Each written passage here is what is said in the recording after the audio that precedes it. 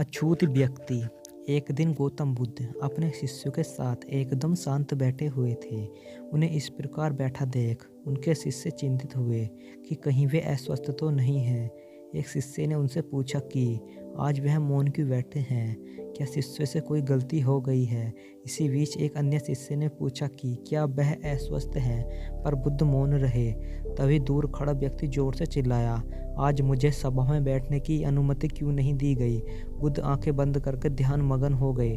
फिर से चिल्लाया, मुझे प्रवेश की अनुमति क्यों नहीं मिली। इस बीच एक उदार शिष्य ने उसका पक्ष लेते हुए कहा कि उसे सभा में आने की अनुमति प्रदान की जाए। बुद्ध ने आंखें खोली और बोले, नहीं, वह अछूत है, उसे आज्ञा नहीं दी जा सकती। यह सुन शिष्य को बड़ा आश्चर्य हुआ। बुद्ध उनके मन का भाव समझ गए और बोले, हाँ, वह अछूत है।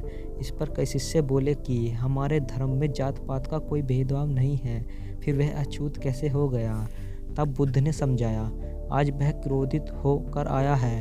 क्रोध से जीवन की एकाग्रता भंग होती है। क्रोधी व्यक्ति प्राय मानसिक हिंसा कर बैठता है, इसलिए वह जब तक क्रोध में रहता है वह अछूत होता है। इसलिए उसे कुछ समय एकांत में ही खड़े रहना चाहिए। क्रोधी शिष्य की बुद्ध की बातें सुन रहा था। पश्चाताप की अग्नि में तपकर वह समझ चुका था कि हिंसा ही कर्तव्य व परम धर्म है। वह बुद्ध के चरणों में गिर पड़ा और क्रोध न करने की शपथ ली। आशय यह है कि क्रोध के कारण व्यक्ति अनर्थ कर बैठता है और बाद में उसे पश्चाताप होता है। इसलिए हमें क्रोध नहीं करना चाहिए। असल मायने में क्रोधी व्यक्ति अछूत हो जाता है और उसे अकेला ही छोड़ देना चाहिए। क्रोध करने से तन मन धन तीनों ही हानि होती है। क्रोध से ज़्यादा हानिकारक कोई और वस्तु नहीं। बुद्ध ने कहा भी है कि क्रोध को पालने रखना गर्म कोयले को किसी पे फेंकने नियत के पकड़ने जैसे है।